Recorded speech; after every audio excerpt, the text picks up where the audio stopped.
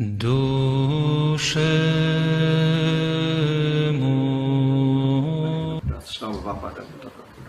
Oke, selamat sore Bapak Ibu sekalian. Shalom Aleichem Sahamasya. Ini adalah tanggal 21 bulan Desember 2020. Kita berada di kamar nomor berapa ini? 113 dari Hotel Restu di Jalan Legian 113 di Bali. Sebagaimana yang kita bicarakan di perjalanan dari Singaraja tadi, malam ini kita akan membahas tentang Tritunggal, tetapi terutama yang mengalami perubahan di tangan Gereja Barat. Ya. Jadi pada tahun 325, ketika seorang Romo yang berpangkat seperti saya sekarang, Archimandrit, bernama Arius, dia diminta oleh pimpinan gereja waktu itu di gereja Alexandria di Mesir, dia orang Mesir, untuk berkhotbah pada hari Minggu itu. Khotbahnya menggegerkan dunia Kristen di zaman itu. Yang waktu itu di Kristen masih satu, nggak macam-macam kayak sekarang. Ya, Kristen Ortodoks yang ada, nggak ada yang lain-lain gitu ya di zaman itu. Nah, dia mengatakan intinya pernah ada waktunya di mana anak Allah pernah tidak ada. Nah, kalau anak Allah pernah tidak ada, berarti dia punya permulaan. Sesuatu yang punya permulaan itu dijadikan atau diciptakan. Kalau anak Allah diciptakan berarti tidak kekal. Kalau dia tidak kekal, dia bukan Allah. Dia makhluk. Sehingga ajaran Arius ini membuat geger dunia Kristen waktu itu. Nah, waktu itu Kaisar Konstantinus baru saja bertobat. Tahun 312 ketika dia melihat penglihatan salib itu dia bertobat. Nah, dia menginginkan supaya kerajaannya, dia kan pindah kerajaannya, ibu kotanya, dia nggak mau di Roma di bagian barat karena itu identik dengan penyembah berhala. Dia membuat ke ibu kota kerajaan baru di Konstantinopel, di sekarang menjadi negara Turki ya, Istanbul. Nah, di situ dia mendirikan ibu kota namanya Konstantinopel. Nah, dia khawatir kalau perbedaan teologi ini antara ajaran gereja yang diterimanya dari para rasul dengan pendapat dari Arius ternyata banyak pendukungnya. Bahkan di kalangan para ningrat juga. Ini bisa mencapik-capik kesatuan. Maka dia memerintahkan supaya para pimpinan gereja yang pada waktu itu masih satu untuk berkumpul mengadakan pembahasan masalah ini. Nah, perkumpulan para pimpinan gereja ketika membahas masalah-masalah gereja ini namanya konsili. Ini terjadi pada tahun 325 Masehi. Dilakukan di kota tidak jauh, kira-kira 80 km jauhnya dari kota Konstantinopel, namanya Kota Nikea. Sekarang namanya menjadi desa kecil di Turki, desa Iznik. Ada sekarang. Saya sudah berkunjung ke sana, ke desa ini. Nah, akhirnya dalam perdebatan yang seru, dengan banyak mujizat dinyatakan juga waktu itu. Sampai ketika itu Spiridon, menurut kisahnya, Bapak Suci Spiridon, karena Arius akhirnya menentang Tritunggal kan. Dia ambil genteng, diremas ini, gentengnya itu, keluar api, keluar air, dan ada tanah. Lihat genteng ini genteng ini satu, tetapi di dalamnya ada air, ada api, ada kaget semua yang hadir. Jadi itu salah satu cerita bagaimana yang terjadi pada waktu konsili itu. Sehingga akhirnya ajaran Arius dinyatakan ajaran sesat, yang akhirnya diambil alih oleh saksi Yehova sekarang. Akhirnya ajaran ini dirumuskan dalam bentuk pengakuan iman. Yang bunyinya, aku percaya pada satu Allah, Sang Bapa yang Maha Kuasa, pencipta langit dan bumi, dan segala sesuatu yang kelihatan maupun yang tak kelihatan. Yang kedua, dan pada satu Tuhan Yesus Kristus, Anak Tunggal Allah, yang diperanakan dari Sang Bapa sebelum segala zaman. Terang yang keluar dari terang, Allah sejati yang keluar dari Allah sejati, yang diperanakan dan bukan diciptakan, satu zat hakikat dengan Sang Bapa yang melaluinya segala sesuatu diciptakan. Nah, ini inti daripada rumusan tentang siapa Kristus. Yang untuk kita manusia dan untuk keselamatan kita telah turun dari surga dan menjelma oleh Sang Roh Kudus dan dari Sang Perawan Maria serta menjadi manusia. Keempat, telah disalibkan bagi keselamatan kita di bawah pemerintahan Pontius Pilatus, dia menderita sengsara dan dikuburkan. Kelima, dan dia telah bangkit lagi pada hari ketiga sesuai dengan kitab suci. Keenam, dan dia telah naik surga serta duduk di sebelah kanan Sang Bapa. Ketujuh, dan dia akan datang lagi dalam kemuliaan untuk menghakimi orang hidup maupun orang mati. Delapan, aku percaya pada Roh Kudus, Tuhan, Sang Pemberi hidup yang keluar dari Bapa. Itu aslinya. Yang bersama Bapa dan Putra disembah dan dimuliakan. Dan seterusnya sampai yang butir 12. Itu ada 12 butir kan? Pengakuan iman itu. Nah, setelah Konstantinus meninggal, pengakuan iman yang menjadi simbol pengakuan iman gereja universal itu, di mana dikatakan Allah Bapa itu satu, Kristus Yesus putranya itu diperanakkan dari Bapa sebelum segala zaman, Roh Kudus keluar dari Bapa, berarti sebenarnya kan Bapa. Pada tahun 589, Gereja Barat karena waktu itu sedang diserbu oleh suku-suku barbar yang sekarang menjadi bangsa Perancis, bangsa Jerman, bangsa itulah dulu namanya suku-suku barbar. Dan suku barbar itu terlebih dahulu sudah diinjili, tapi yang menginjili teologinya teologi Arius. Jadi semacam ajaran saksi Yehova. Sehingga gereja di sebelah barat itu khawatir, kalau ini kita tidak berbuat apa-apa, ajaran semacam ini yang menolak keilahian Kristus ini yang akan berkuasa. Akhirnya gereja di barat yang pusatnya di Roma, tanpa konsultasi gereja di timur yang pusatnya di Konstantinopel, di Alexandria, di Antioquia, dan di Yerusalem, membuat konsilinya sendiri. Jadi suatu konsili dilakukan secara sepihak, padahal kalau dalam gereja tidak boleh. Ajaran itu harus milik seluruh gereja, tidak boleh perorangan. Sepandai-pandainya engkau, kalau kamu perorangan itu bukan ajaran gereja, bukan kebenaran. Itu milikmu sendiri, pendapatmu sendiri. Oleh karena itu kalau gereja ortodoks sudah ada orang punya pendapat sendiri. Menjelaskan ya, tapi kalau iman itu harus sesuatu yang merupakan satu kesatuan dari tubuh, milik bersama. Ya. Akhirnya diadakan konsili di kota Toledo, Spanyol tahun 589. Tanpa konsultasi dengan gereja timur, mereka menambahkan satu kata. Aku percaya pada Roh Kudus, Tuhan Sang Pemberi hidup yang keluar dari Bapa dan Putra. Ini akhirnya jadi masalah. Kelihatannya sepele. Nah, bahasa aslinya, bahasa Latinnya, karena mereka gereja barat itu bahasanya bahasa Latin. Sementara kalau gereja timur bahasanya bahasa Yunani. Ya. Yang dalam bahasa Latin bunyinya adalah et filioque procedit, yang keluar dari Sang Putra.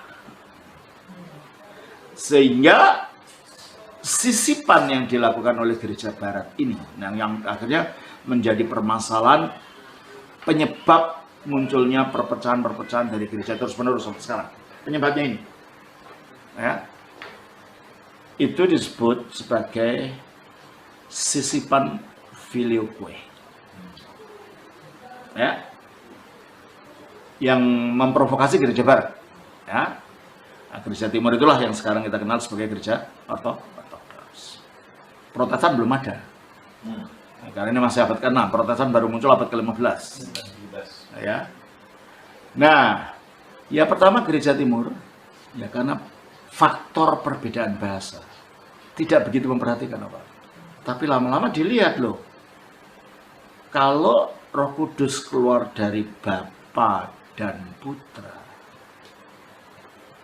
ada berapa sumber dalam kealahan? Ada 2. Roh Kudus keluar dari Bapa dan Putra, ada 2. Kalau ada 2 sumber dalam kealahan, berarti ada berapa Allah? 2 Allah. Ini masalah, gitu loh. Sementara menurut pengakuan yang asli, aku percaya pada satu Allah, Sang Bapa.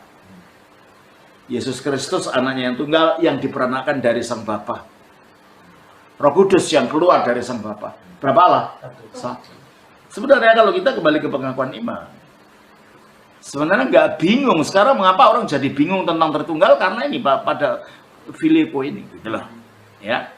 Nah, mari kita lihat dulu bagaimana sih ajaran kalau kita tentang Tritunggal itu, karena sekarang begitu banyak orang, bahkan ada yang menolak Tritunggal. Mereka katakan Allah Bapa ya Yesus itu Allah Bapa. Nggak ada kita mengatakan begitu. Ya. Mari kita lihat dulu sebenarnya Tritunggal itu apa. Lalu kita mau melihat Filioque itu apa. Mengapa sampai sekarang terjadi ketegangan antara gereja Roma Katolik, gereja Barat, dengan gereja yang tetap mempertahankan ajaran asli dari para rasul itu. Mari kita lihat dulu. Di dalam, kita lihat perjanjian baru saja, nggak usah perjanjian lama. Kenapa? Karena pada akhirnya pewahyuan yang lengkap itu di dalam Kristus dalam perjanjian baru. Perjanjian lama adalah mempersiapkan untuk datangnya Kristus. Mari kita lihat apa yang diajarkan Yesus. Di dalam Markus pasal 12 ayat yang ke-29. Jawab Yesus, hukum yang terutama ialah dengarlah hai orang Israel, Tuhan Allah kita, Tuhan itu esa. Oke. Kata Yesus, hukum yang pertama, hukum yang paling utama adalah dengarlah hai orang Israel, Tuhan Allah kita, Tuhan itu esa. Sebenarnya hukum ini ada dalam Taurat. Yesus hanya mengulangi apa yang dikatakan dalam Taurat. Jadi Shema itu ya. Ya, dan itu di semua nabi mengatakan begitu. Berarti kalau begitu Yesus tentang Allah tidak mengajarkan Allah yang berbeda. Masalahnya adalah di dalam pengakuan iman ini Yesus tidak diikutkan. Iya kan? Dengarlah hai orang Israel, Tuhan Allah kita, Tuhan itu esa. Ya kan? Nah kalau Tuhan itu esa, nah Yesus ini siapa? Itulah masalahnya. Ya. Karena dia mengatakan Tuhan itu tertunggal, tidak ada. Makanya banyak ajaran-ajaran sekarang ngacoin mengatakan tidak ada tertunggal itu. Ya Yesus itu ya Allah Bapa itu. Tambah keliru lagi. Ya kan? Tambah keliru lagi gitu kan. Coba lihat dulu beberapa ayat yang lain. Kita baca dari Yohanes 5. Kita baca yang ayat yang ke-36, 36, 37. 36, Yohanes 5 yang ke-36. Tetapi aku mempunyai suatu kesaksian yang lebih penting daripada kesaksian Yohanes, yaitu segala pekerjaan yang diserahkan Bapa kepadaku supaya aku melaksanakannya. Pekerjaan itu juga yang kukerjakan sekarang, dan itulah yang memberi kesaksian tentang aku, bahwa Bapa yang mengutus aku. Bapa yang mengutus aku, dialah yang bersaksi tentang aku. Kamu tidak pernah mendengar suaranya, rupanya pun tidak pernah kamu lihat, dan firman-Nya tidak menetap di dalam dirimu, sebab kamu tidak percaya kepada Dia yang diutusnya. Coba perhatikan, dia selalu memberikan Bapa yang mengutus aku. Tidak mungkin dia itu Bapa itu sendiri kalau Bapa yang mengutus dia. Betul nggak? Secara bahasa, Bapa yang mengutus aku, tidak mungkin dia itu Bapa. Ya kan? Ya. Apalagi dia menyebut dia Bapakku. Ya. Terus ayat 4 di dalam ayat 43, aku datang dalam nama Bapakku dan kamu tidak menerima aku. Jikalau orang lain datang atas nama sendiri, kamu akan menerima dia. Terus 44, bagaimanakah kamu dapat percaya, kamu yang lebih menghormat seorang dari yang lain dan yang tidak mencari hormat yang datang dari Allah yang esa? Nah, dia mengatakan berapa Allah itu? Esa. Dan siapa Allah itu? Yang mengutus dia, Bapa tadi. Jadi menurut Yesus, Allah yang esa adalah Bapa. Jelas ini ya? Makanya dikatakan dalam pengakuan iman, aku percaya pada satu Allah, Sang Bapa yang Maha Kuasa. Nah, kita baca lagi di dalam Yohanes 17. Yohanes 17 ayatnya 1 dulu. Yohanes 17 ayat 1. Ayat yang pertama. Demikianlah kata Yesus, lalu ia menengadah ke langit dan berkata, Bapa. Jadi dia berdoa kepada siapa? Bapa. Ayat 3. Inilah hidup yang kekal itu, yaitu bahwa mereka mengenal Engkau, satu-satunya Allah yang benar. Stop. Engkau ini di siapa kalau begitu? Bapa. Ya Bapa tadi. Jadi menurut Yesus satu-satunya Allah yang benar siapa? Bapa. Konsisten. Nah, kata orang-orang itu kan Yesus kan nabi tentunya caranya gitu. Yang membuat alam jadi 3 itu kan Paulus. Gitu kan? Yang jadi sasaran bulan-bulan itu sekarang Paulus. Oleh mereka. Tapi betulkah? Betulkah Paulus mengajarkan ada Allah bukan Maha Esa tapi Maha 3? Mari kita lihat di dalam Roma pasal 3 ayat yang ke-30 dan ayat yang ke-31, 31 deh. Kita lihat. Roma pasal 3 ayat 30. Artinya kalau ada satu Allah. Nah, ada berapa Allah kata Paulus? Satu Allah. Jadi Paulus tidak mengajarkan ada 2 atau 3 Allah. 1. Yang kita baca 1 Korintus 8, ya satu Allah itu siapa? 1 Korintus 8 ayat 4 dan ayat 6. Tentang hal makan daging persembahan berhala kita tahu tidak ada berhala di dunia ini dan tidak ada Allah lain daripada Allah yang esa. Nah, tidak ada berhala dunia itu. Kalau ada berhala itu karangan otak manusia yang sesat. Realitanya tidak ada. Dan bahwa ada akhirnya penyembah berhala itu mengalami entah dewanya siapa yang menampakkan diri, dewa ini, dewa itu. Menurut Alkitab itu roh jahat yang menampakkan diri. Kita baca 1 Korintus pasal yang ke-10 ayat 19-20. Apakah yang kumaksud dengan perkataan itu? Bahwa persembahan berhala adalah sesuatu atau bahwa berhala adalah sesuatu? Bukan. Apa yang kumaksud ialah bahwa persembahan mereka adalah persembahan kepada roh-roh jahat, bukan kepada Allah. Ya tak? Persembahan yang dipersembahkan pada dewa-dewa itu adalah persembahan kepada roh jahat, bukan kepada Allah. Makanya biasanya orang-orang yang mengikuti agama berhala entah apa saja bentuknya, selalu ada acara kesurupan. Dan bahwa itu palsu. Saya tunjukkan yang saya tahu. Sun Gokong itu ada nggak? Pernah ada nggak itu? Itu fiksi. Dongengnya saja fiksi. Itu dikarang kan.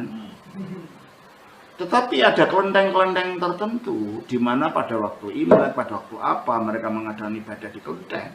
Lah kok dimasuki dewa Sun Gokong, dari mana itu berasal? Kok makhluk fiksi bisa muncul itu gimana? Iya kan?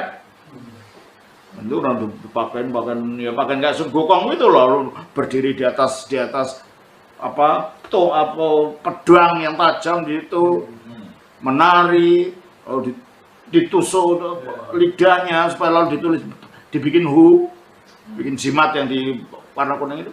Dari mana itu? Berarti kalau makhluknya dalam sejarah saja tidak pernah ada. Itu pun baru dikarang, saya lupa pengarangnya. Ya, dikarang oleh seseorang menjadi fiksi. Lah kok mereka percaya dan akhirnya ada dewa orang, ya kan? Pertama bohong, kedua kalau begitu ini bukan Sun Gokong yang dimaksud kita ya dalam cerita itu, ini adalah makhluk roh yang berpura-pura menjadi Sun Gokong. Berarti kalau begitu apa yang dikatakan Alkitab benar bahwa berhala itu pada dasarnya adalah roh jahat. Tidak ada berhala di dunia ini. Ya kan? Kembali lagi, tidak ada berhala di dalam 1 Korintus 8:4 itu. 1 Korintus 8:4 tentang hal makan daging persembahan berhala kita tahu Tidak ada berhala di dunia. Tidak ada berhala di dunia ini. Dan tidak ada Allah lain daripada Allah yang esa. Tidak ada Allah lain dari Allah yang esa. Kalau itu tiada ilah selain Allah. Tiada Allah lain selain mencanangkan itu Alkitab kita udah mengatakan jauh lebih dulu gitu loh. Berarti Paulus tidak mengajarkan tentang Allah yang tiga. Jelas dipatahkan buktinya oleh Alkitab. Paulus tidak pernah mengajarkan Allah itu tiga. Allah itu esa. Tidak ada Allah yang lain kecuali Allah yang esa. Galata 3:20. Seorang perkantara bukan hanya mewakili satu orang saja, sedangkan Allah adalah satu. Sedangkan Allah adalah satu. Ini Paulus yang ngomong. Efesus 4 ayat 6. Satu Allah dan Bapa dari semua. Jadi berapa Allah? Satu Allah lagi. Yakobus 2 ayat 19. Engkau percaya bahwa hanya ada satu Allah saja, itu baik. Tetapi setan-setan pun juga percaya. Oh, bahkan percaya satu Allah itu levelnya masih selevel dengan percayanya setan. Jadi kalau hanya percaya satu Allah gitu aja, setan pun percaya itu gitu. Karena setan tadinya malaikat, dia tahu kan. Pada waktu di surga sana dihadapi ya cuma satu ini gitu. Jadi dia tahu dan dia ketakutan gitu. Satu ayat lagi. Yudas 1 ayat 25. Ayat 25. Allah yang esa, juru selamat kita oleh Allah yang gimana? esa. Yang esa. Bukan yang dua, bukan yang tiga. Allah yang esa. Jadi menurut Yesus maupun menurut Paulus maupun menurut Musa maupun menurut Yesaya maupun menurut seluruh para nabi dalam perjanjian lama, Allah itu cuma satu. Jadi ajaran keesaan Allah itu bukan ajaran Alkitab terlebih dahulu mengajarkan itu. Bahwa Allah itu adalah satu. Itu satu. Yang kedua, Allah yang satu itu siapa? Kan? Kita baca lagi dari Yohanes 17 ayat 1. Demikianlah kata Yesus. Lalu ia menengadah ke langit dan berkata, Bapa. Terus ayat 3. Inilah hidup yang kekal itu, yaitu bahwa mereka mengenal Engkau satu-satunya Allah. Jadi satu-satunya Allah yang benar itu siapa? Engkau ini siapa? Bapa. Jadi menurut Yesus, Allah yang esa adalah Bapa. Padahal pasal 5 tadi juga. Bapakku, Bapakku, Bapakku. Yang kau sebut Allah yang esa. Itu kan? Jadi konsisten aja. Allah yang esa itu Bapa. Gimana Paulus? Apa Paulus mengajar yang berbeda? 1 Korintus 8 ayat 6. 1 Korintus 8 ayat 6. Namun bagi kita hanya ada satu Allah saja, yaitu Bapa. Nah, namun bagi kita hanya ada satu Allah saja, yaitu Bapa. Jadi Paulus juga tidak mengajarkan yang berbeda. Efesus 4 ayat 6. Satu Allah dan Bapa dari semua. Satu Allah dan Bapa. Jelasin ya. Apakah Yesus itu Bapa? Nah, itu masalahnya sekarang. Karena ada ajaran namanya ajaran oneness. Dan kebanyakan gereja-gereja Pantekosta mengikuti itu. Padahal ini ajaran di zaman purba namanya ajaran Sabellianisme yang dikutuk oleh gereja pada abad kedua. Ini bukan ajaran baru seperti Saksi Yehova, bukan ajaran baru. Ajaran yang diikuti oleh aliran-aliran yang mengatakan dirinya Pantekosta, tidak semua Pantekosta ya, sebagian besar. Sebagian besar. Itu mengajarkan bahwa Bapa itu adalah Yesus. Yesus itu adalah Bapa. Mari kita lihat dulu. Kita lihat dari 1 Korintus atau 2 Korintus 11 ayat 31. 2 Korintus 11 ayat 31. 11 ayat 31. Allah yaitu Bapa dari Yesus. Nah, Allah yaitu Bapa dari. Nah, kalau itu Bapa dari Yesus, apa Yesus itu Bapa itu? Pak Simeon Bapa dari Gregorius. Apa Gregorius itu Pak Simeon? Enggak kan? Jadi enggak ada dalam Alkitab mengatakan Allah itu Bapa itu Yesus, Yesus itu Bapa. Yesus disebut anak Bapa. Ya kan? Makanya ketika kita tidak tahu tentang Tritunggal, kita akan kesasar dengan yang lain-lain. Sebab itu fondasi. Ya. Kita baca lagi dalam Efesus pasal 1 ayat 17. Efesus pasal 1 ayat 17. Dan meminta kepada Allah Tuhan kita Yesus. Nah ini karena bahasa Indonesia itu kadang-kadang bentuk debatani Tuhan ta Yesus Kristus kata orang Batak. Allahnya dari Tuhan Yesus Kristus itu. Jadi kalau gitu, siapa itu Allahnya Tuhan Yesus? Bapa. Berarti kalau Yesus itu Bapa? Bukan. Bapa itu Allahnya Tuhan Yesus. Jelas? Loh, apa Yesus bukan Allah? Jangan itu dulu. Saya untuk menunjukkan bahwa Yesus itu bukan Bapa. Itu dulu. Nanti saya jelaskan. Semuanya akan terjelaskan. Kita baca juga di dalam Efesus 3 ayat 14. Efesus 3 ayat 14. Tolong bacakan. Itulah sebabnya aku sujud kepada Bapa. Ya. Terus? Yang daripadanya semua turunan yang di dalam surga. Itulah sebabnya aku sujud kepada Bapa. Yang dikatakan bahwa Bapa itu adalah Bapanya Tuhan Yesus. Jadi sasaran sembah awal itu adalah Bapa itu. Sasaran sembah, sasaran bakti itu Bapa. Jelas ini ya? Dan Bapa itu sah. Nah, pertanyaannya, Yesus siapa dong? Nah, itu. Oke, udah tahu siapa itu Bapa. Ternyata Bapa itu bukan Yesus. Bagaimana ayat yang mengatakan di dalam Yohanes 10 ayat 30? Aku dan Bapa adalah satu. Nah ini yang dipakai. Aku dan Bapa adalah satu. Berarti kalau gitu, kalau Yesus dan Bapa adalah satu, Yesus ya Bapa itu. Kamu tidak ngerti bahasa aslinya. Yesus tidak sedang berbicara bahasa Melayu ataupun bahasa Indonesia waktu dia ngomong itu. Ya kan? Dia berbicara dalam bahasa Aramia yang akhirnya ketika diterjemahkan dalam bahasa Yunani. Bahasa Yunaninya bunyinya adalah ego, keopatir, aku dan Bapa, and esmen.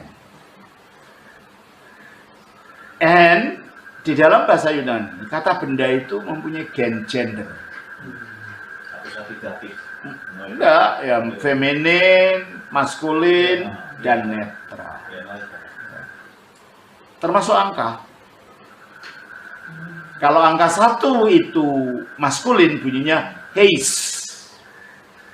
E-I-S. Atau kalau dalam ucapan yang biasa digunakan Protestan H-E-I-S. Heis. Ya. Kalau 1 dalam bentuk feminin itu Mia. Sedangkan kalau 1 dalam bentuk netral itu head. H-E-N atau E-N gitu aja. Ya. Sekarang menjadi bahasa Yunani modern Ena. Ena Diotri, Tria gitu. Itu dari kata hen dalam bahasa asli. Nah, Yohanes 10 ayat 30 itu bunyinya ego keopatir hen esmen. Bukan heis. Kalau heis berarti dia ya Bapak itu gitu loh. Kan identik maskulin. Tapi tidak mungkin Mia. Kenapa? Dia bukan perempuan. Tapi yang digunakan adalah kata hen. Yang menunjukkan netral. Berarti ada kesatuan yang bukan pribadi.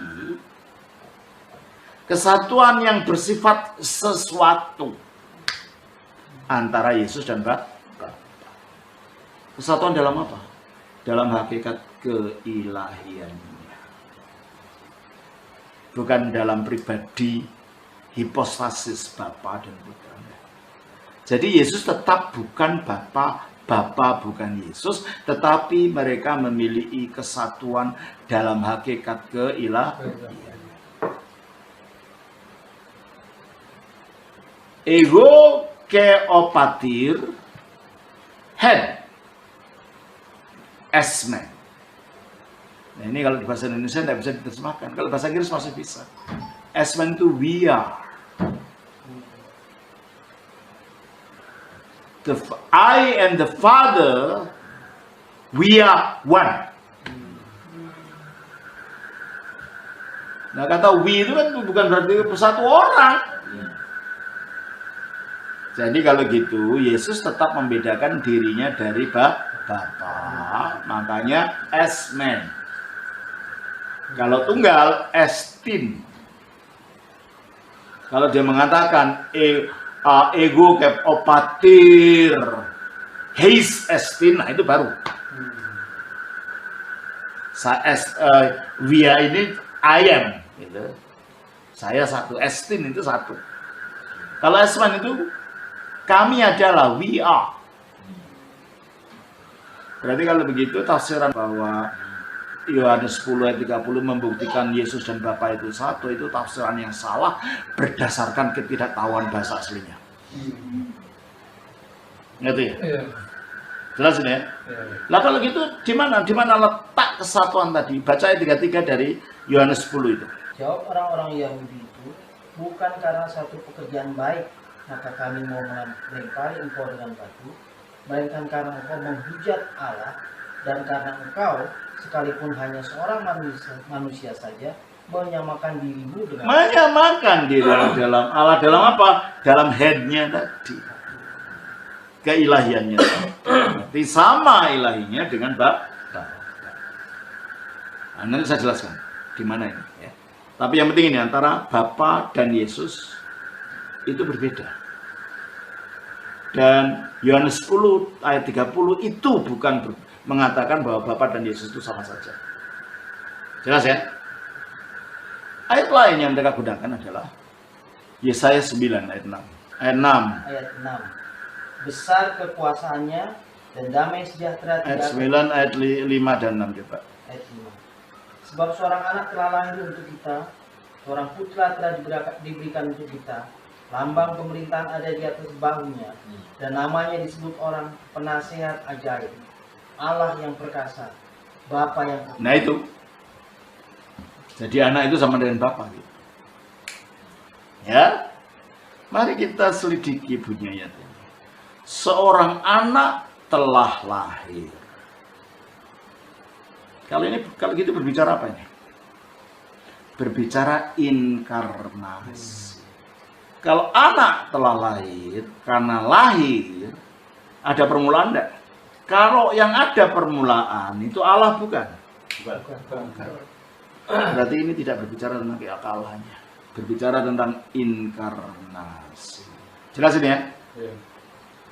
Sebab kalau anak yang dimaksud adalah anak dalam pengertian Tritunggal, itu kekal.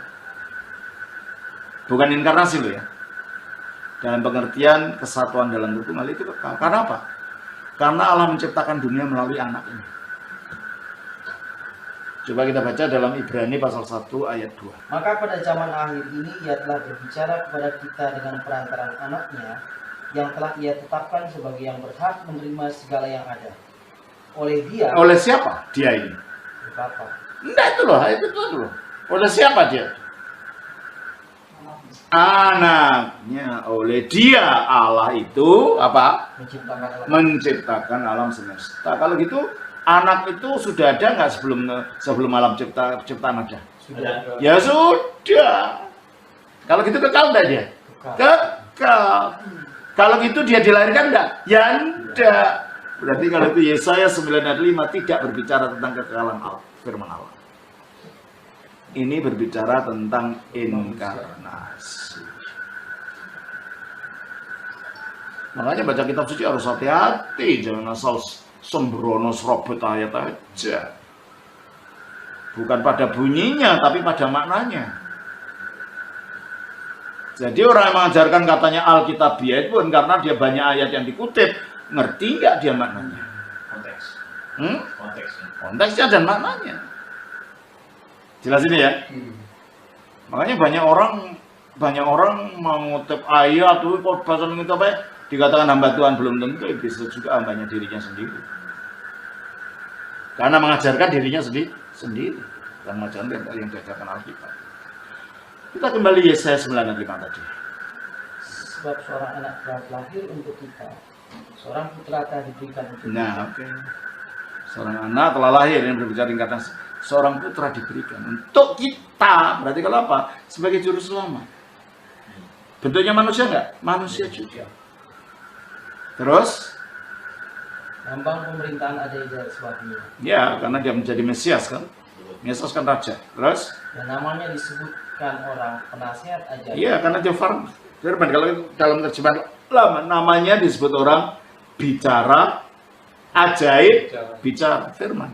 Jadi firman yang menjadi manusia. Terus? Allah yang perkasa. Allah yang perkasa, karena firman itu adalah Allah.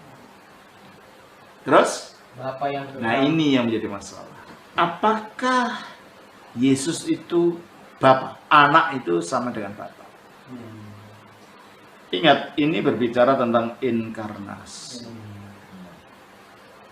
Ketika Yesus manusia, Yesus yang adalah firman Allah itu menjadi manusia, dia dikatakan sebagai Adam yang terakhir.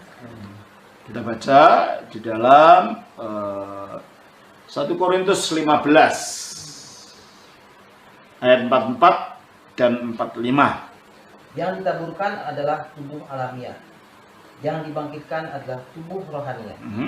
Jika ada tubuh alamiah, maka ada pula tubuh rohaniah. Terus? Seperti ada tertulis, manusia pertama Adam menjadi makhluk yang hidup, tetapi Adam yang akhir menjadi Mengapa Yesus disebut Adam yang akhir?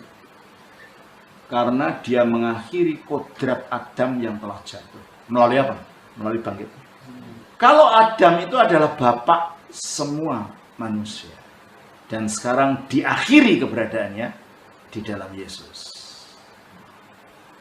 Siapa bapak kemanusiaan yang baru sekarang? Yesus. Dialah bapa kekekalan. Bapa yang menimbulkan kekekalan. Sementara Adam bapa yang menimbulkan kebinasaan. Itu loh artinya.